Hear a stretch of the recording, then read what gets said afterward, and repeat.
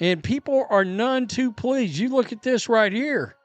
Browns fans want head coach fired for post-game comment about Shedeur Sanders. Cleveland fans are officially at DEFCON 1, and it's not because the Browns blew another game.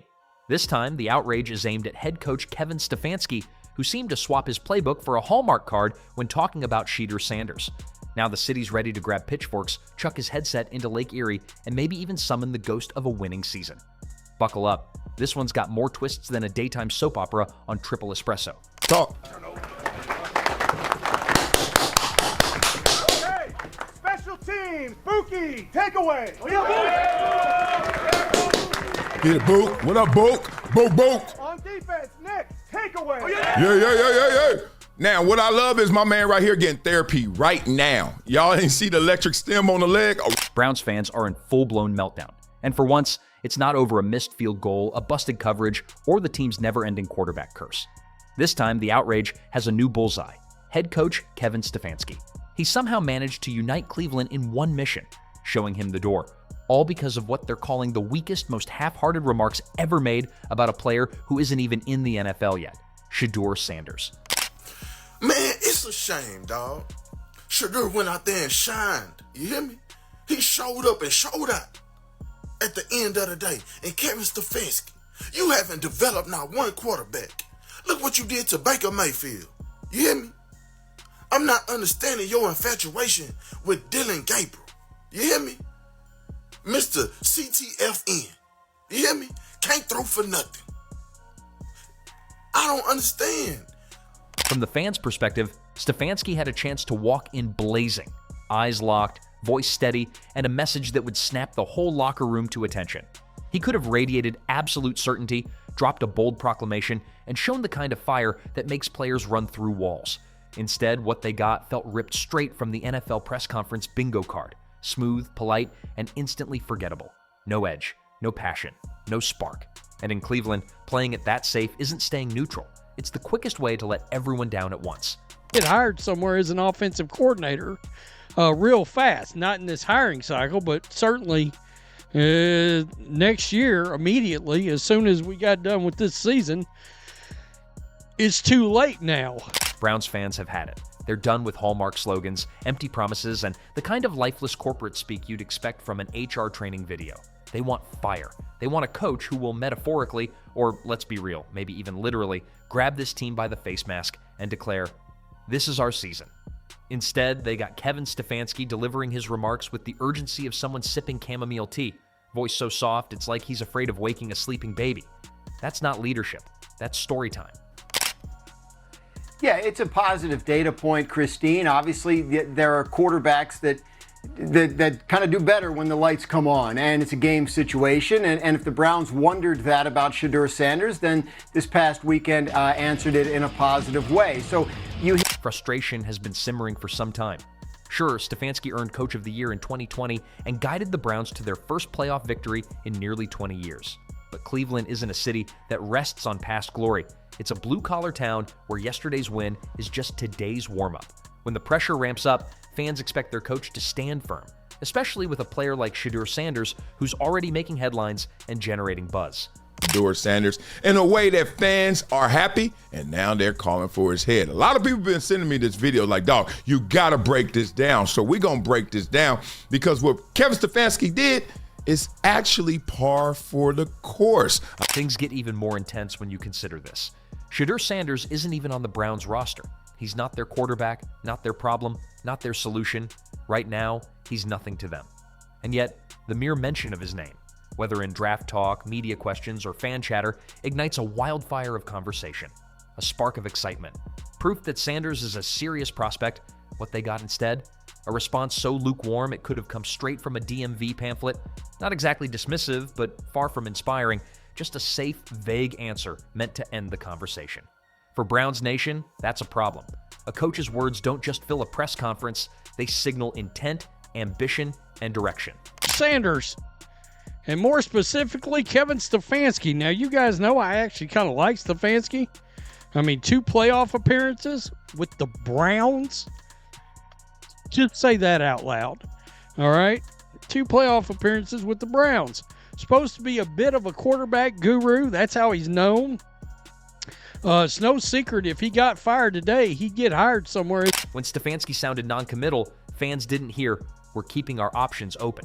They heard, "We're not interested," or worse, "We have no plan."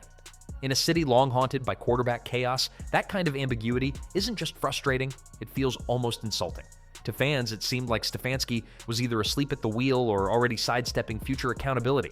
And in Cleveland, that's a fast track to losing the locker room. Browns fans, after decades of rebuilds gone wrong, don't want white flags. They want someone who plants one firmly in the middle of the AFC North battlefield and declares, "We're here to win." It's not just about Shedeur.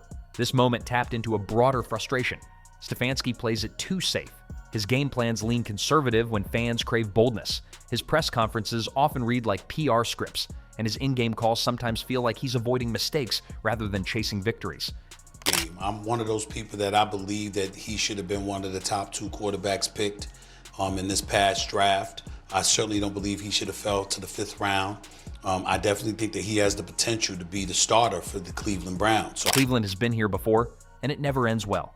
The city has endured too many coaches who shy away from bold moves when the game is on the line and the fans are fed up. In a blue-collar sports town like this, losing is part of the deal. Most die-hard Browns fans can stomach that. What they can't stomach is a head coach who seems more concerned with managing headlines than managing a win. If you're going down, at least go down swinging. Play to win, not to dodge criticism. That's why Kevin Stefanski's recent comments hit such a raw nerve. They felt less like the words of a passionate competitor and more like a PR consultant shaping a narrative. Layer on the national spotlight on Shedeur Sanders, and the backlash becomes almost inevitable. Meanwhile, Cleveland's leadership feels stuck in first gear, revving the engine but never hitting the road. For a fan base that's waited decades for a consistent winner, that's a bitter pill to swallow. The frustration isn't about one player or one comment. It's about a sense that the Browns are letting opportunities slip while other teams seize the moment. In the NFL, hesitation often costs more than a bad gamble. Kevin Stefanski under fire for his post-game locker room comments and his post-game press conference comments about Shedeur Sanders, or lack thereof. He didn't talk about Shedeur Sanders. The story now is that Stefanski's remarks mirror his entire tenure, cautious, polished, and missing the spark that makes a city believe. Fair or not, in sports, perception is everything, and right now, it's brutal. Social media isn't just criticizing him, it's calling for his job. Memes are spreading. Talk radio is feasting like it's Thanksgiving. Callers claim they'd rather see anyone else in the headset, from a high school coach to a Madden player who goes aggressive every down. Fans are frustrated watching other teams take bold risks while their own coach plays it safe. The Shedeur situation was just the latest flare-up. If not this, it could have been a conservative 4th down call, a confusing timeout, or another flat post-loss press conference. The fan base has been simmering, and this was the moment it boiled over. Right now, the reason why they're on the all-brat team is because there's so much confliction on whether or not they're actually good or if the game doesn't matter. You know, because you see Shedeur up there, our captain. Yeah. Captain, captain. Climbing. Just doing everything. Putting his head down. Walking into the stadium, music playing. Some defend Stefanski, noting he's had to navigate a minefield of injuries, constant quarterback changes, and front office decisions beyond his control. And sure, that's true. But in professional sports, reality bites hard. Excuses don't sell tickets, jerseys, or overpriced stadium nachos. Fans want results. And more than that, they want a leader who exudes confidence and conviction even when everything's falling apart. Right now, many in Cleveland feel Stefanski isn't that leader. Browns fans aren't unrealistic. They don't demand perfection, but they demand passion. They want someone who takes ownership publicly, not just quietly in the locker room, and carries the weight of the team's performance for all to see. Y'all see Shedeur first game? Mm-hmm. Yeah, I was at the bar watching that. A lot of upset, you know what I'm saying, bro. people around there. A lot of people did not want to see him, you know what I'm saying, be successful. I seen a lot of, like, it's just a preseason. If he'd have fucked up, y'all have been talking crazy about Shedeur. Show some respect. Nah, he had a good Went game. crazy. Instead, it feels like they've got a coach who's perfected the art of talking in circles, enough words to fill a press conference, but never a single bold stance.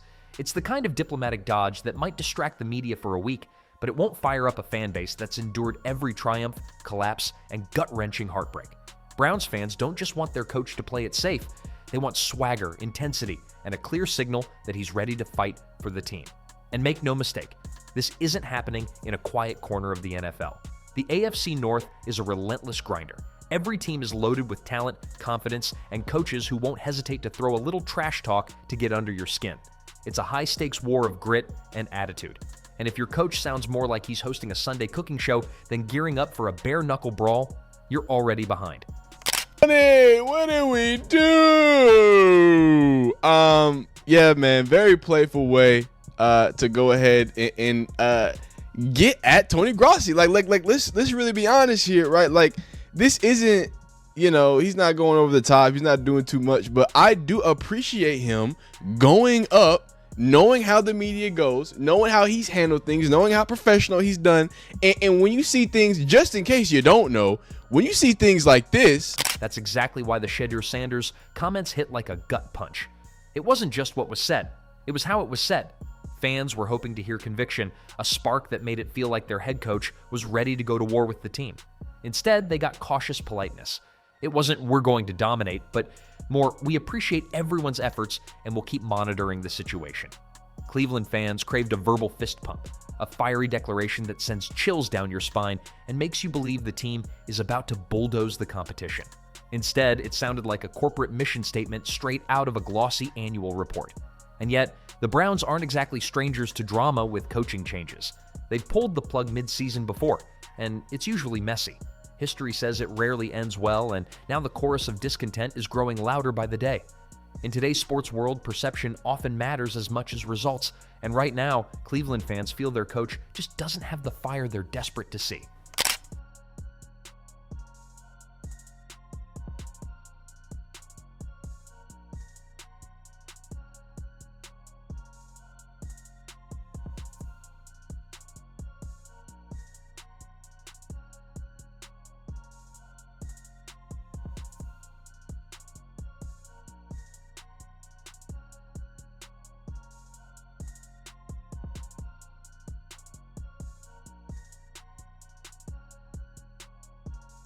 And here's the twist.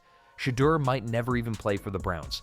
This could end up as just a strange footnote in Cleveland sports history, a moment when a draft prospect's name sparked a wave of frustration, pushing fans to demand change. Yet it perfectly shows how fragile the bond between a fan base and its coach can be. One misstep, or even just a perceived one, can unleash all the tension simmering under the surface. That's both the thrill and the curse of football in a city like Cleveland. Fans care too much to let anything slide. They notice every detail, remember every slight, and aren't afraid to make their voices heard, loudly and repeatedly. If Stefanski weathers this storm and the NFL is nothing if not unpredictable, every cautious, safe comment will be dissected, memed, and used against him. Boy, against a whole lot. So. He is. I was one of those guys who, not gonna say I wasn't a fan of Shedeur. I questioned how he went about things in interviews. Mm-hmm. Yeah. But after watching how much people hate him and how bad they want to see him fall, I'm all the way on the other side now. Yeah, I want to see him win everything. I thought he was gonna get picked in the first round and all that stuff. So the Browns season will keep rolling, Shedeur Sanders will keep lighting up college fields, and the NFL rumor mill will keep buzzing like it's on triple espresso. But in Cleveland, a new rallying cry is echoing, and it's anything but polite. Fans are done with weak comments, cautious play calling, and leadership that feels more like crisis PR than real fire. This city thrives on grit, passion, and raw competitiveness, not polished press conferences that could double as corporate memos. If Kevin Stefanski doesn't get that message loud and clear, he may soon hear a different sound, the roar of frustrated fans and the rumble of a franchise ready to pass the keys to someone else. In Cleveland, patience runs thin, and when the crowd turns, it turns fast.